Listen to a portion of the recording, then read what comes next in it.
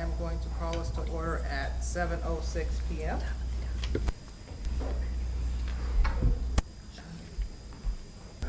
This is a regular meeting of the Ferndale Schools Board of Education being held on Monday, October 17th, 2022. Our meeting is being video recorded and will be posted on the Ferndale Schools YouTube channel. All meetings in the Ferndale Schools are held in public in compliance with the Open Meetings Act. Printed documents discussed in tonight's meeting are available to the public upon request, with the exception of any information protected by student or employee privacy rights. Board meeting information is posted on our website at www.ferndaleschools.org. If you do not have internet access and need information, please contact the board offices at 248-586-8652 by Thursday of the week prior to the meeting, and the district staff will do their best to work with you.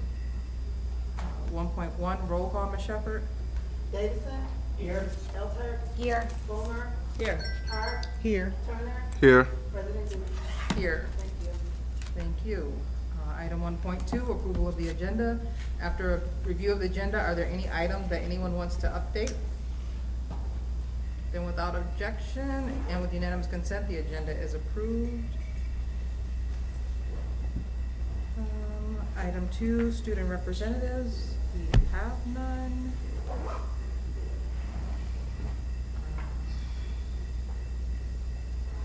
Item 3, public comment. Peter, do you have a public comment?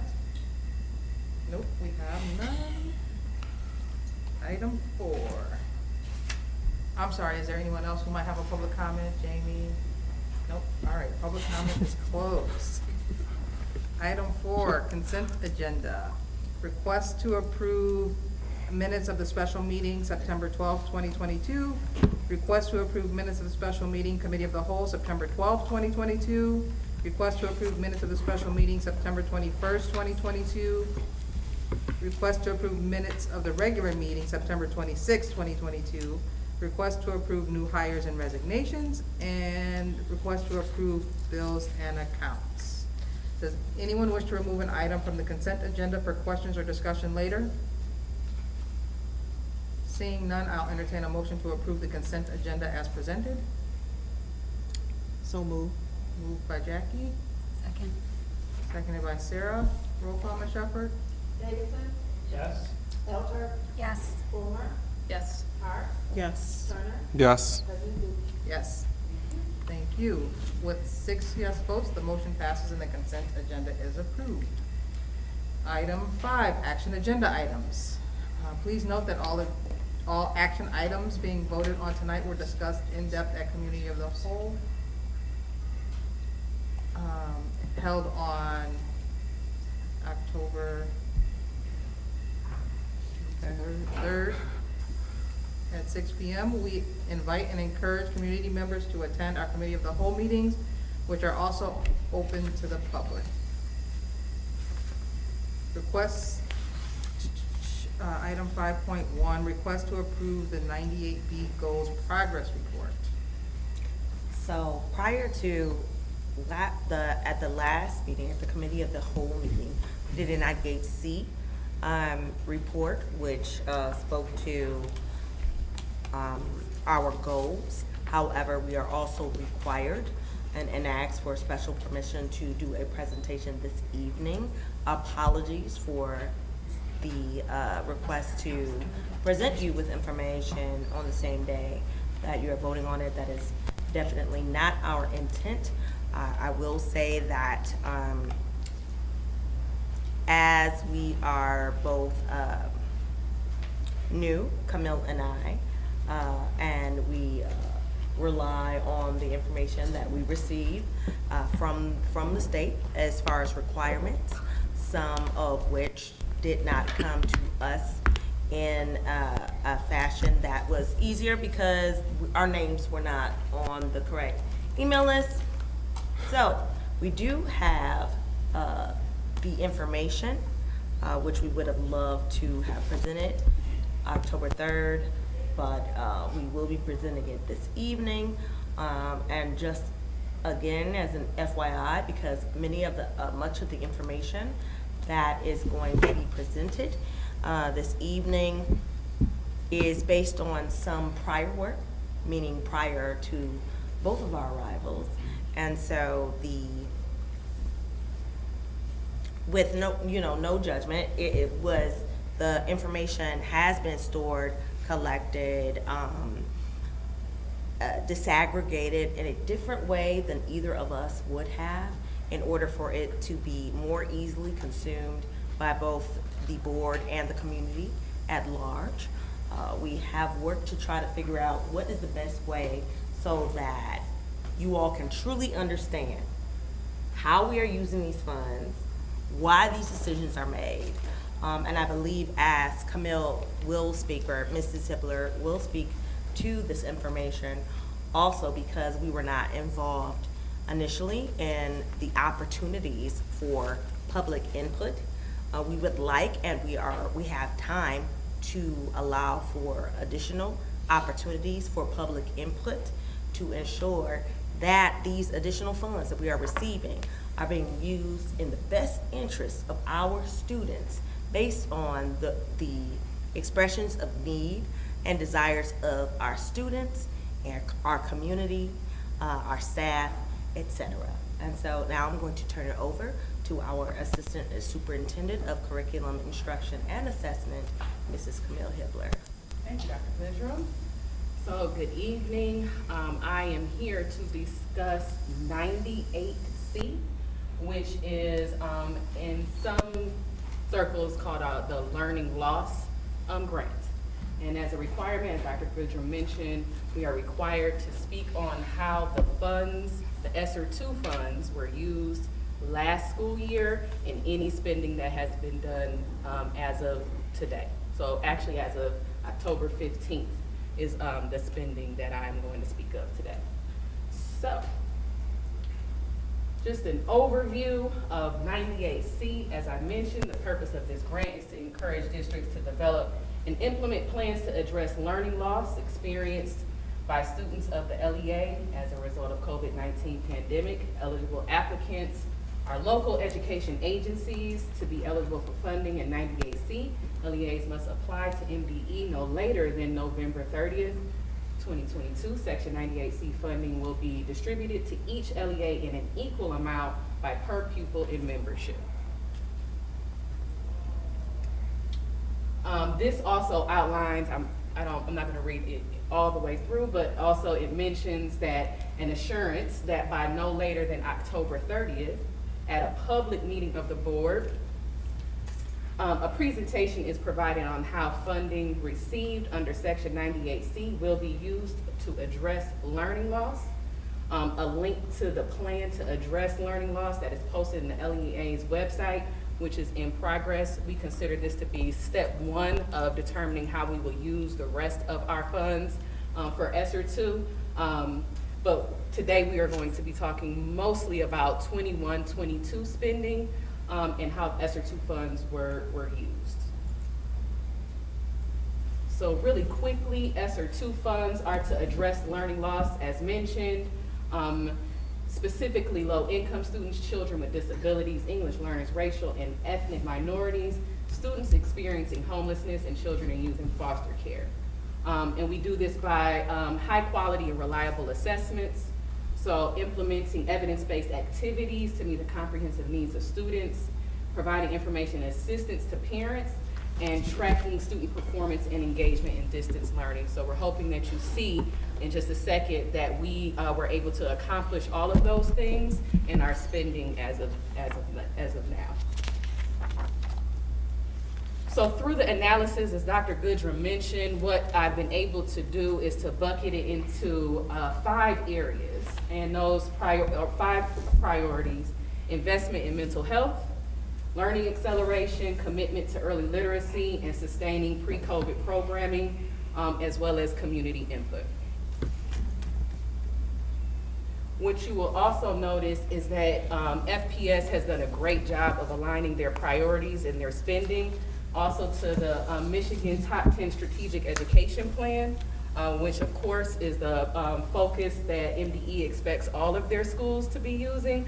And it appears as if FPS has done a great job of focusing in specifically on expanding secondary learning opportunities, improving the health and safety and wellness of all learners, expanding early childhood learning opportunities, All three of those are priorities according to MDE on their top 10 strategic education plan. How we have been able to do that specifically with early childhood learning opportunities, the hiring and sustaining of LADAs, language arts teaching assistants is the acronym, hiring and sustaining of those LADAs at both upper and lower.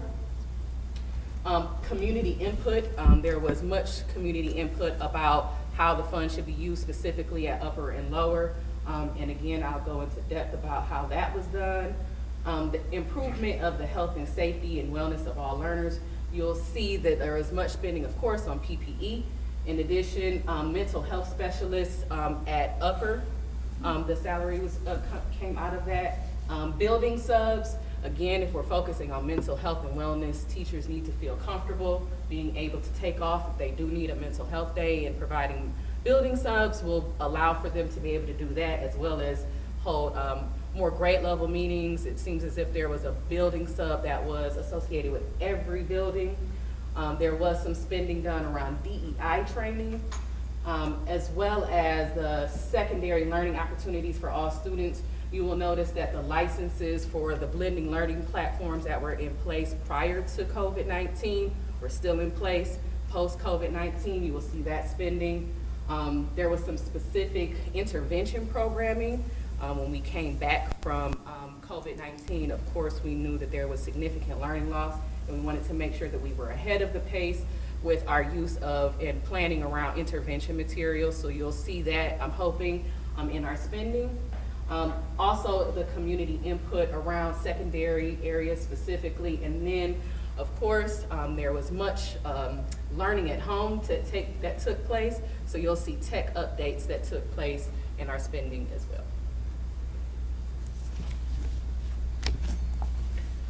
So here is a detailed spending view, so you can see in those categories that I mentioned how much in total FPS used in those specific areas. In the slides that are coming, I will have a more specific breakdowns, but here you can see a very high level how the spending was done in each of these categories for school year 21-22, as well as the spending that has taken place thus far for 22-23. So I'll just pause here just for a second.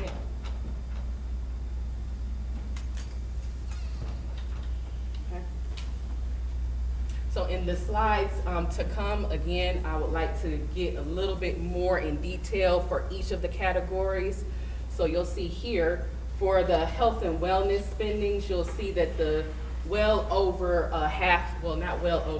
about 53% of the funds were spent on building subs, as I mentioned earlier, focus on mental health and wellness, as well as providing coverage. It was very, and still is, very difficult to get subs to pick up jobs, and it's very difficult, so having someone on site every day has been very helpful during 21-22 as well as now, so we've been able to sustain that. PPE supplies took up a small percentage. 21-22, we were somewhat coming out of COVID-19, and there were a lot of changes in regulations, so there wasn't as much, it appears, for PPE. DEI training, we knew that we had to be prepared for some of the behaviors in the health and wellness for all of our students, as well as for ourselves as staff. So there was some investment in DEI training, as well as the salary and benefits for the mental health specialists that was and still is staff at upper. So I'm happy to answer any questions. I'll pause right here if there's any questions about health and wellness specifically. So it appears, obviously, there's a balance of paying attention to mental health, both the students and the staff. Obviously, our staff had to, for our students to be treated well, our staff had to feel Exactly. Safe and healthy as well. So I appreciate that, that balance. Yep. It's also important to note that during last year specifically, not as much this year, as our COVID guidelines, we were asking staff to take days, you know, if they were exposed, you know, while they were waiting for tests. Last year, there still was a significant number of staff members who are being exposed to COVID, who are COVID positive. And so those building subs really allowed us to continue to operate and to service our students in the midst of a time where at any given day, 10, 15, 20% of our staff may be out for various reasons. And I just add too that having the same person for our students to be able to build relationship and rapport also is very much so aligned to the SEL piece that we see very much prevalent in our strategic plan. So this was an intentional spending choice, and it seems like the right one to make. Okay. Commitment to early literacy. What you see here is that 100%, so all of the spending went to the salary for the LATAs that are at both upper and lower.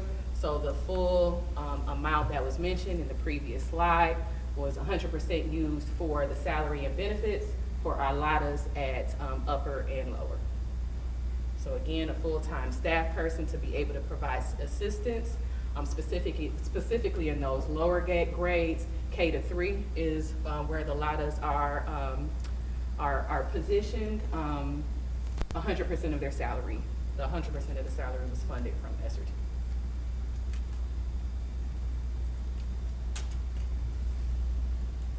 So learning acceleration, what you'll see here is that Chromebook updates and math manipulatives made up the little over half for our math manipulatives as well as Chromebook updates. Again, our students were taking devices home. Having a working, functioning device was critically important. So there appeared to be quite a bit of updates that were provided for Chromebooks, as well as if you follow the trends across the country, there was a more significant math gap once students returned from from the pandemic being at home. So the investment in math manipulatives for students to be able to take those items home, again, seems to be that Ferndale was ahead of the pace when thinking ahead about the needs of our students.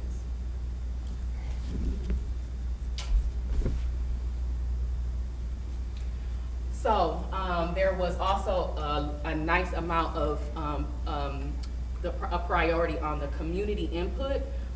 So what you can see here is how the spending was utilized per campus. This is a bit cut off here, so what this says here is lower per pupil. So depending on the amount of students at each campus, determine how much funds that they were provided. So for example, if FHS has 900 students versus UHS has 700, then there was more provided to FHS because there were more students to accommodate. So what is cut off here, I apologize for this, is this says lower per pupil plus furniture. So there was a significant need to invest in furniture to allow for more social distancing at both upper and lower. So you will notice that it is significantly more, but that is because there was more of a need to provide more social distancing coming back from the pandemic. So there was a need to invest in a lot more desks. There's a lot of tables at upper and lower. So being able to social distance in the schools was very important at those locations specifically. Mrs. Hibbler, Yes. So for the information that is included in community input, Yeah. and so that's not how much, so the $134,000 or almost $135,000 was not spent on getting community input. Correct. But was spent specifically on the priorities as indicated Absolutely. in community input, say by Absolutely. the surveys and things that were sent Exactly. home. Okay, thank you. Exactly. So on the next slides, I will go into a little bit more depth per campus. So you can see the spending per campus priorities, as you mentioned, Dr. Goodrum. So this is lower, and what you will notice is that there was a significant amount prioritized to curricular materials, as well as furniture and flexible seating at lower. Also technology, of course, and then additional PPE and social distancing. So based on the community input, these were the areas of priority for lower. And for the future slides, you'll see the priorities that came from the community input. What I was able to discover was that it appears as if Ferndale did not do surveys, but there were actually like town halls. So there were like regular town hall meetings where they were able to get input from the community. I was also able to find like very specific requests made from teachers as well as leaders. So community meaning families, teachers, leaders, the entire community had voice and choice in the spending of per campus funds. And so this Yes. is for the 21-22, so just the last school year? This is 21-22, just last school year, yes. And she will speak about 22, 23 Okay. as well. Okay, so this is, sorry, I did lower, okay. So here we have upper spending. So very similar to lower with a priority of furniture and flexible seating, PPE, technology, as well as curricular materials. Moving on to FMS. You will see that there is a little bit of a shift, much more, significantly more focus on curricular materials, some on furniture and flexible seating, and the rest on technology. So you'll start to see some nuances as we go to some of the other campuses. For FHS, a significant amount on technology and for clarity technology, including licenses, including intervention programs, including online curricular materials. Okay, so this is not just take-home curriculum. These are also the investment. FHS seems to have made quite a bit of investment in additional programming to support their students as well as for intervention. Here is UHS. And I just want to specifically highlight that mental health was very unique at UHS. There was investment, I'm sorry, this is very detailed, but there was an investment in a washer and dryer as well, and the rationale behind that was they wanted their students to come as they are. So you'll notice that there is a mental health component, and I did list the washer and dryer as mental health because we, again, wanting to ensure that our students come. There should be no hindrance to them coming to the building, and that was the investment that they felt was needed to be able to help their students to be on campus. So I thought that was unique and just wanted to spotlight that. And then TCEC, similar. High schools have some similar spending. You'll notice investment in curriculum technology as well as for mental health.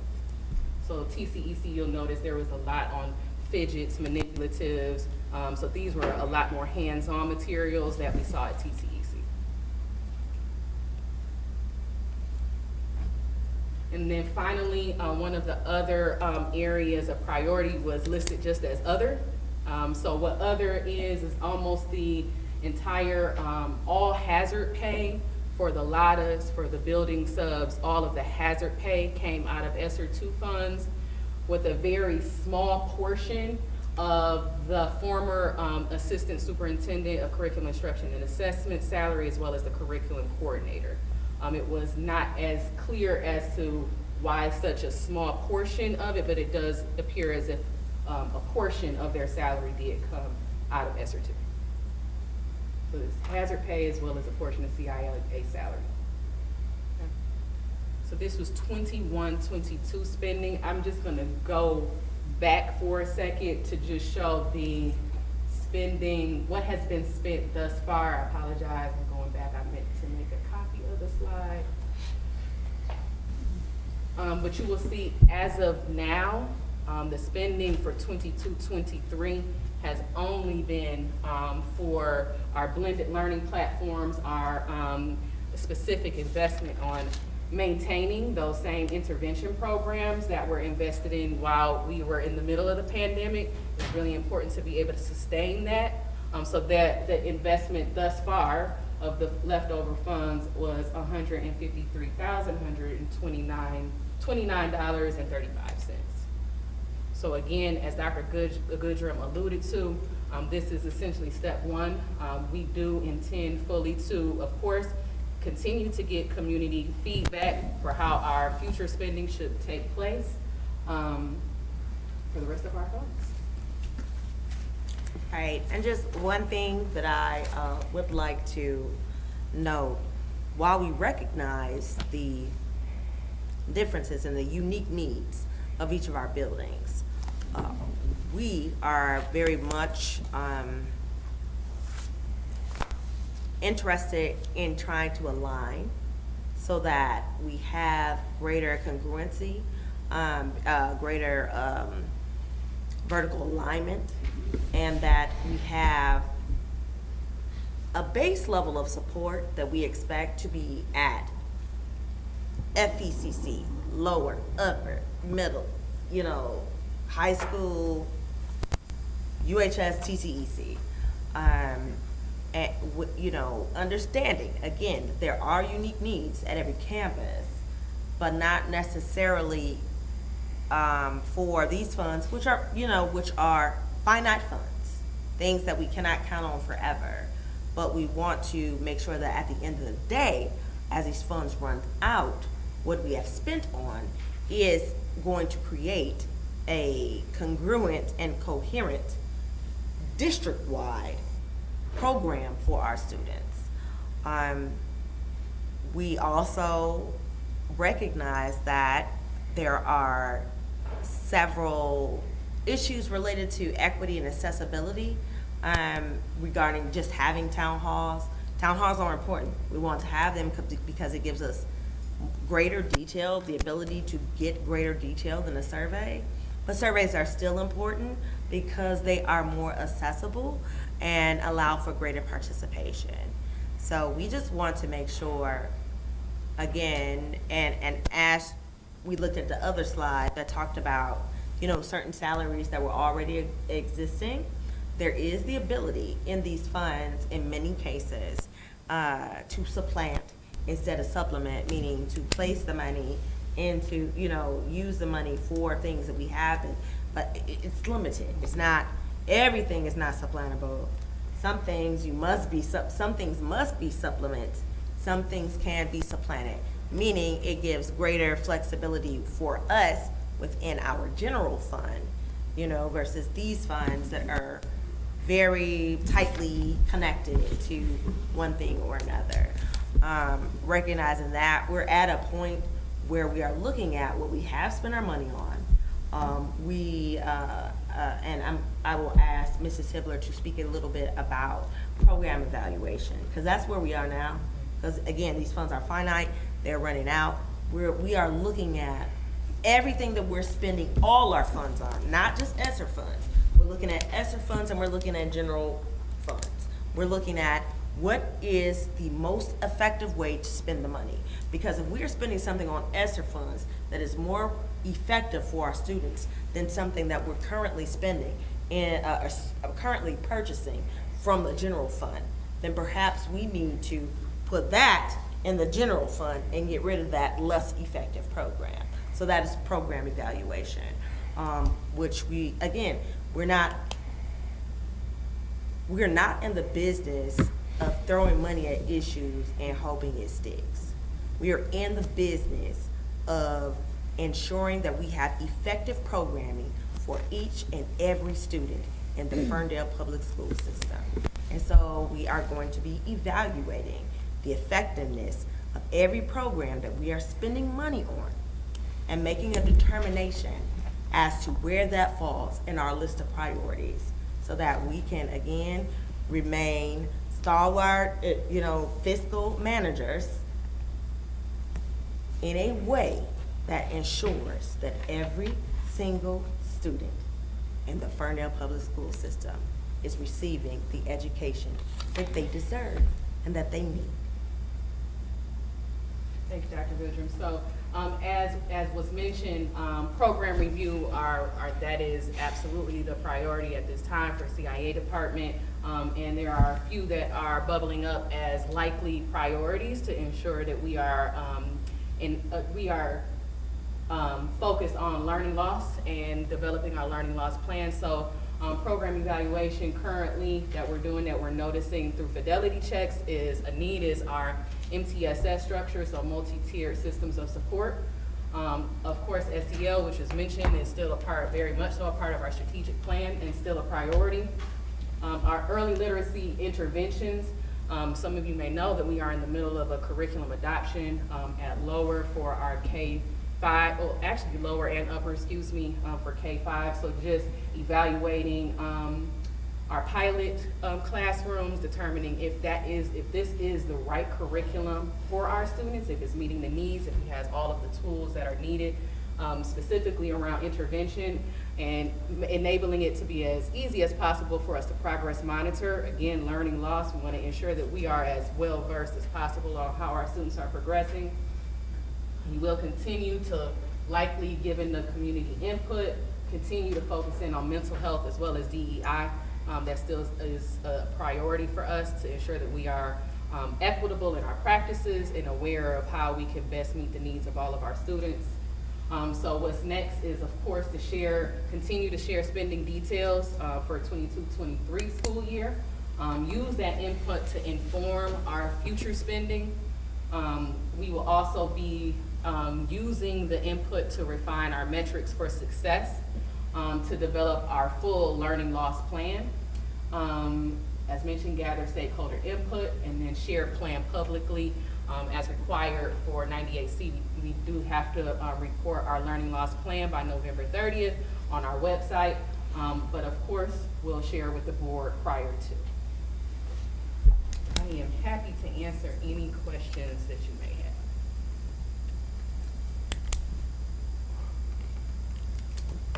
I appreciate the detail, like, very much. Like, I know I like very much like all the details, so thank you. I appreciate it. No problem.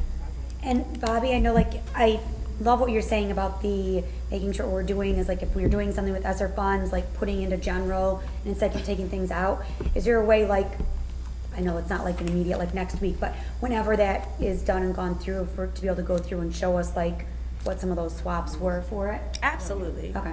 That Yeah. makes sense. Yeah, like one of our big things is transparency. And the buckets may change based on what we saw. The buckets that we use today were the buckets that we had, the buckets that were created historically.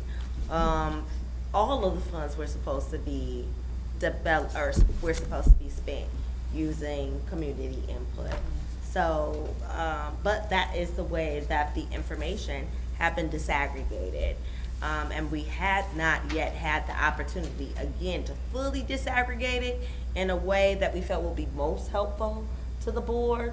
But we are working on that as well. So so I'm going to say it may look a little different the next time that we report on this information, just because we want our community, we want our teachers, we want our parents, we want the board to have a full understanding of how these funds are being spent, because we're not doing, there's nothing funny going on. We're just, we are, again, just looking out for what do we need? Mm-hmm. What do our students need?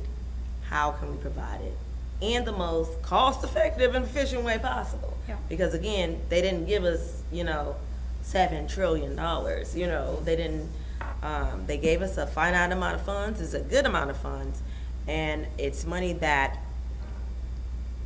we really need to be able to show is making a difference in the lives of our scholars. I don't have a question, but I do have a comment that I truly appreciate the report and the detail of showing how our spending has gone up to date. And then your plans going forward to evaluate the programs and somewhat do an audit to assess where we've been and where we need to change. So thank you for doing that. I second that. Yeah, I also like hearing about developing congruence throughout the district. I mean, it's wonderful that there's flexibility to do things at a particular school, like let's get a washer and a dryer. Yeah. But let's just not, I appreciate that you're not gonna just like, it's not gonna be completely individualistic per school, that there should be some continuity throughout the district. Absolutely. Thank you. Thank you.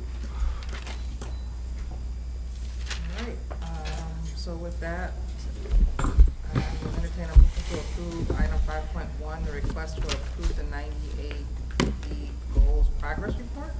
Sorry, one quick question. Are we approving B or C? Yes, that's what I was So, what had happened was, apologies if you've never heard that phrase before. So again, so B was just really informational. C, we are required to have approved by October 30th. So, what does it say? It says B, is it C? Yes, and that was, yes, we knew that, and I believe that Kim shared that we understood that that was an error on our part. We recognize that this weekend. It is C. C. Okay. All right. It is C. So But we it's, did discuss 98B at We also committee. discussed 98B. Right, I was We gonna say. did do that, correct. Okay, yeah. But we didn't need to, do we need to We didn't approve approve 98B? We need to approve C, or do we need to approve B and C? We have to approve neither, it just needed to happen. So Ah. it was an information item. Oh, oh, so it So wasn't an there is action no item, need it was for an informational approval. item. So it's- Transparently, I'd have to document when completing the grant. I have to submit the board, like the agenda, to reflect that we discussed this today. So it is technically an information Informational item. item. so we have to amend this agenda. Yes. So you need a motion to amend the Yeah. agenda? It doesn't have to be approved. Can we, it doesn't have to be approved, but No, it doesn't, but we have to amend the agenda. That has to be voted on to move it to an informational item or we- instead of an action item. I think Sandra's saying, even though we don't have to approve it, if we just approved it, would it still count as meeting the requirements? then we- Or, But no, And then because just- we had C, because. C oh, right, because has- So it's it- gonna have to be adjusted anyway, so Yeah. either way. So there's a couple things going on here. So is it, It's so would it be a Do I need my motion book? to amend? So we have to add C somehow, but we can remove the action item. Yes, and B was on the last agenda, so we already met that requirement. Right. So we would just really need to add C C to this to the, 98C goals report to informational. Into informational. to the, Yes. yes. Okay, So does, can I, you want, Yeah. yeah, go ahead, I'll let you do Yeah, it. write it as you move it. okay, so I move to remove item 5.1, the request to approve the 98B goals report from the agenda, and add item 6.2 for informational item of the 98C goals progress report. There hasn't been a second yet, so the motion is still not official? Correct. So 98C report, not progress report. This is a 98C report. So, so informational item, 98C goals presentation? 98C Board presentation. board presentation. 98C board presentation. Thank you. I second. Wasn't that easy, John? All right. Entertain a motion to approve the amendment. Can I ask a question? Because there's no action items, Oh. does 5 go away altogether, though? Yes. Yeah, that's why. Okay. Okay, so we said Yes. 5 Part of point, my okay. first part of it, yep. But does 6 become 5 now? Yes. Yeah. Just keep 5, but there's nothing underneath that? We can approve it, it's on there. It doesn't hurt to approve it. Cause then that. So this is what I was going for, Kim. It's like, why can't we approve the 98B goals progress report? Right. Just And then because it's just already add. there, and then add, Because you don't have to, and it's important for you all not to vote randomly on things that are not I things that. agree. all right, let's rewrite this one more time. Okay, Does it mess? so maybe we have 2 action items. Yeah. we remove 5.1, Mm-hmm. vote on that, then add a new, because then the information separate. item moves up to be number 5. Yeah. So we'll have 2 action items we need to vote on to clean up this agenda. Yeah. Right. So let's try this again. But does it make a mess that I've already seconded? It failed, It failed. Okay. What happened? Just making sure. yeah. We didn't vote, it just kind of died on the floor. Remove item 5.1.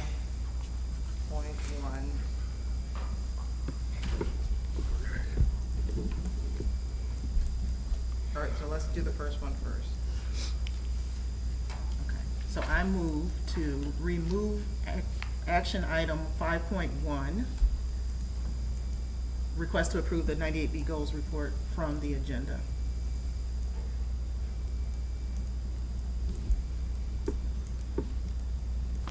Sorry. Seconded by Mike. Mm-mm. So moved by Jackie, seconded by Mike. Roll call, Ms. Shepherd. Yes. Yes. Yes. Yes. Yes. Yes. With 6 yes votes, the remove item 5.1, request to approve 98B goals from the agenda is approved. Now you're gonna add, which just changes all these numbers, 6, 7, 8, 9, 10 to 5, 6, 7, 8. Is it not permissible To to have a- keep 5 as action item? Because it is something that would be on, but we just didn't have any. If you don't have any subtitles, sub numbers, is it fine? Just like Because 7 doesn't have a we sub removed number. 5.1 but 8 not doesn't have a 5. sub number. Yeah, we can. So then we're gonna add 6.2, Mhm. Or, which is Yeah. Mhm. okay, I would say would it be 6.1 because we have to hit it after the budget to actual It report? doesn't matter the order. Okay. So 6.2, 98C, board presentation. So I'll entertain a motion to add item 6.2, 98C, board presentation. So moved. Moved by Sarah, I'll second. seconded by Jackie. No. Roll call, Ms. Shepherd. Yes. Yes. Yes. Yes. Yes. John was like, I do not trust y'all. I need the book. I don't trust you. So with 6 yes votes, item 6.2, adding item 6.2 request, it's not a request, it's Whoever. 98. board 98C board presentation has been added to the agenda. Which brings us to item 6.1, budget to actual report. Nancy, you got any? Ms. Hoover. Informational item. It's, the September 2022, budget to actual report. And as you can see, the right on target, very comparable to what we were spending last year. At the same time. Thank you. We have no pulled consent agenda items. Our next special meeting, committee of the whole, is November 7th at 6 p.m. Our next regular board meeting is November 21st at 7 p.m. Eagles Points of Pride. I'll go first, I guess. This weekend, this coming weekend, is the MASB, Michigan Association of School Boards Conference. And I am looking forward to presenting in a session with my fellow board members, Dookie and Turner, about the equity work we've done in the district for the past, 6, 7 years, and showcasing and highlighting Ferndale schools, and it'll be a fun presentation, and looking forward to networking with other board members throughout the state.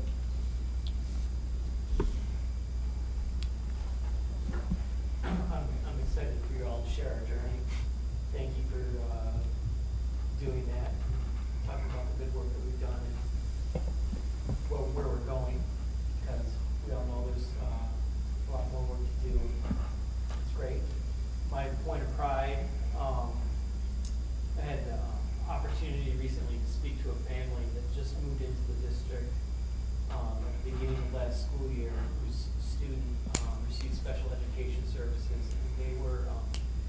praising the special education department services at Ferndale Public Schools. I think their student gained 4 reading levels last year. Wow. In his first year in our district. So I think I've shouted out the special education department recently. I just want to do it again. It's clear from our superintendent updates that there's a lot of work being done. And we have a new administrator under our director, and we obviously have a superintendent with a background in special education. So I'm excited to see that portion of our district flourish. Marco, correct me if I have my dates wrong, but I believe this Thursday is the FECC trunk or treat, which I am excited to go to. I'm running a little bit behind on trying to decorate my car, but I will find something. And I believe it's also the Hijinks and Hilarity concert. One more week.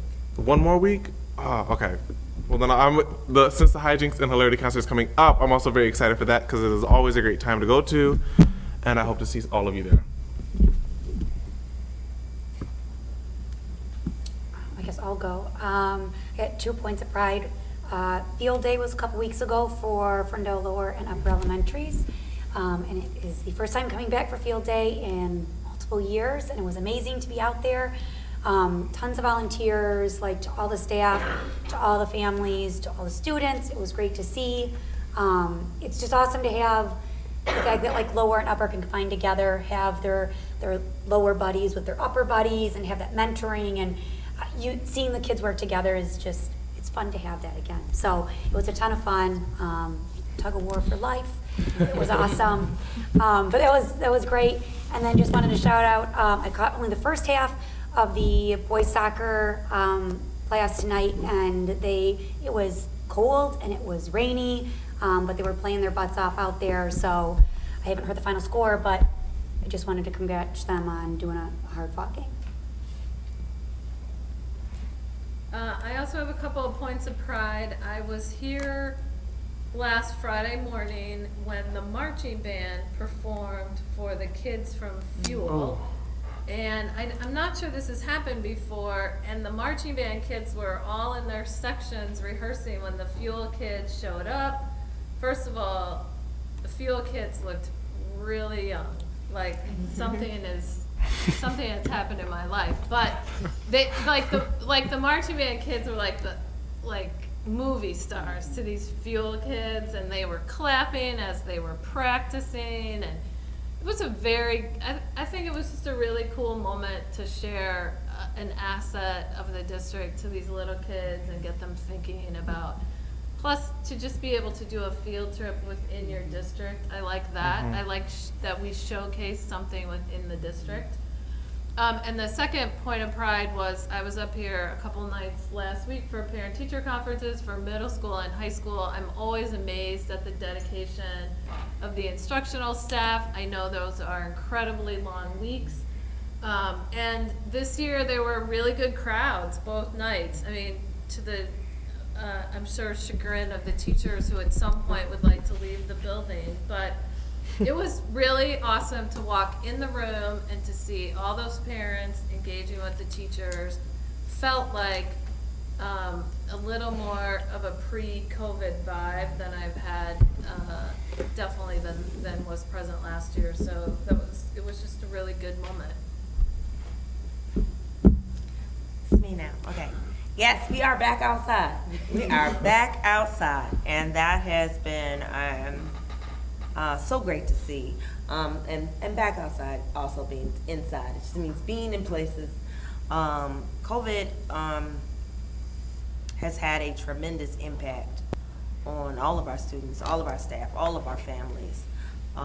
It has changed. You know, nothing will ever be the same, I don't think, and that is okay. Change is the way of life. That's what happens. You know, we evolve, we move on, but we are back. Got the opportunity to go to field day. Ended up adopting a couple of kids there while I was there, unintentionally. Had a great time. saw was at the part of the band field trip for Fuel. Really excited to have our younger students see the opportunities that are going to be available to them in the future. Would be remiss, if I did not shout out all of our principals, assistant principals, because this is Principal Month, and this is our first taped board meeting, only taped board meeting for Principals Month. And actually, and because I do not believe we have done this yet, because you know, she's out living her best life at all times, but I don't think that we have had the opportunity to formally introduce Mrs. Michael Griffin, a high school principal, during a board meeting. Am I correct? You're correct. So come to the podium and say hello. Mrs. Michael Griffin, our new principal of Ferndale High School. Wow, well, it was not my intention. Good evening, everyone.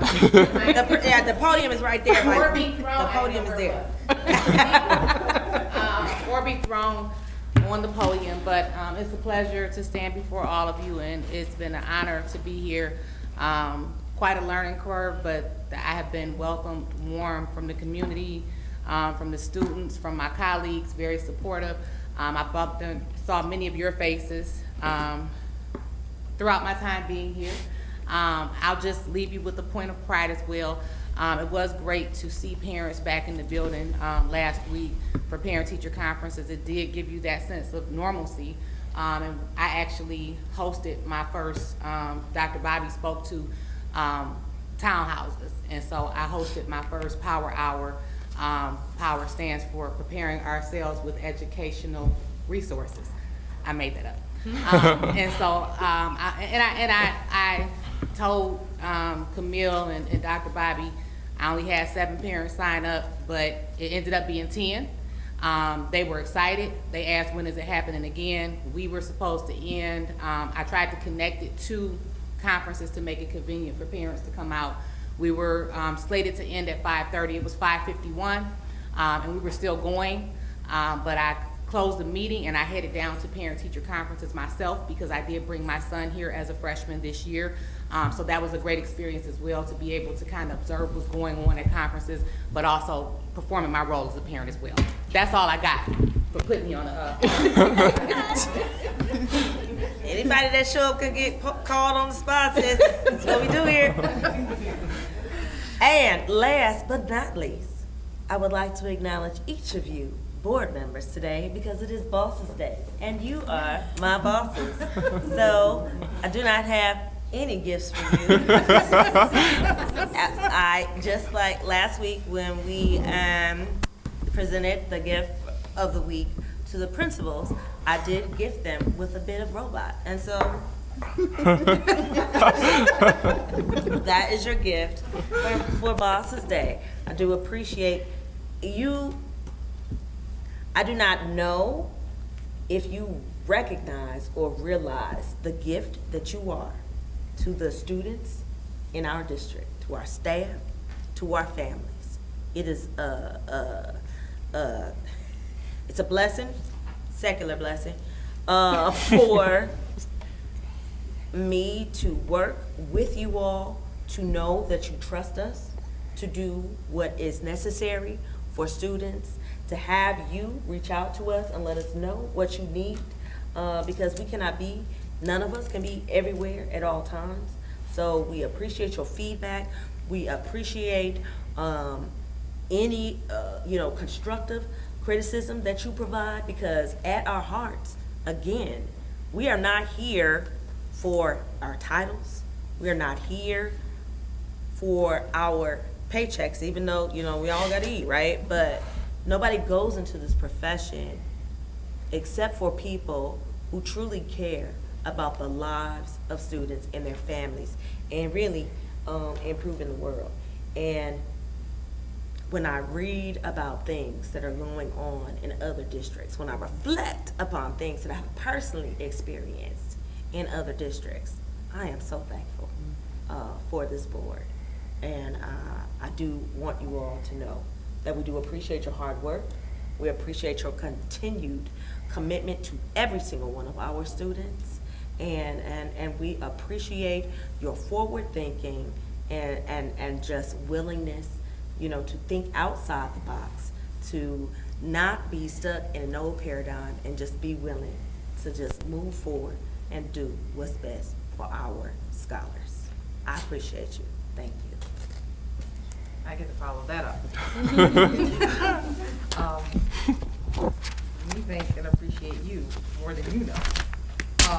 So I have a few points of pride. One, the UHS National Honor Society induction, I got the chance to attend with a couple other board members, so I just want to give a shout out and congratulations to those kids. Keep up the hard work.